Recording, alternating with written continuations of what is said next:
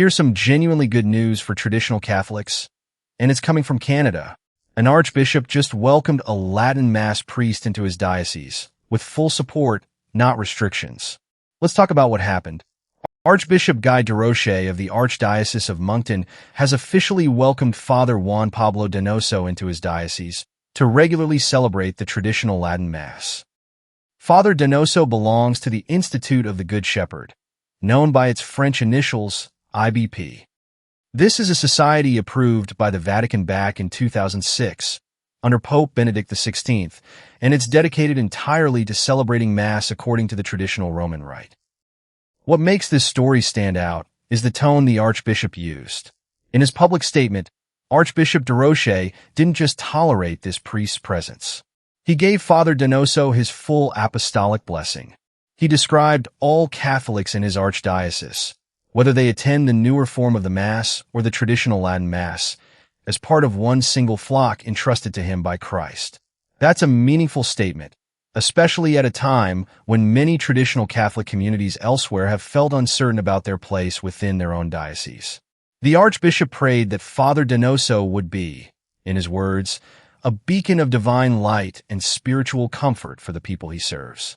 He also quoted directly from the Gospel of John, reminding the faithful of Christ's call to love one another, encouraging unity among Catholics, regardless of which form of the Mass they're drawn to. In his closing words, the Archbishop simply said, "Welcome to our diocese, Father Donoso," expressing hope that his ministry would bear many spiritual fruits. So, who exactly is Father Donoso? According to the Moncton Traditional Latin Mass Society, he was born in Santiago, Chile in 1986. Before entering the priesthood, he actually studied civil law at the University of Chile.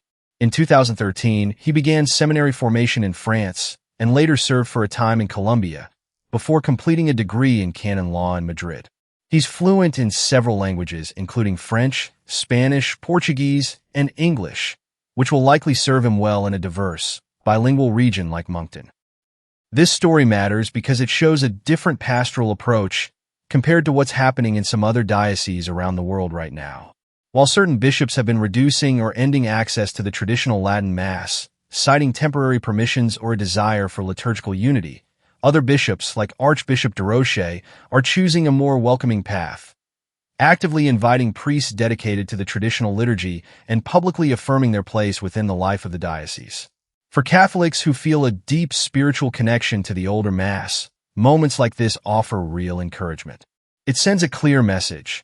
Their attachment to tradition isn't something to be quietly tolerated or slowly phased out, but something that can be genuinely welcomed and supported at the highest levels of diocesan leadership. Of course, every bishop makes decisions based on his own pastoral judgment for his local community, and different dioceses will continue taking different approaches. But stories like this remind us that generous, open support for the traditional Latin Mass is still very much alive in parts of the Church today. So, here's a question worth discussing.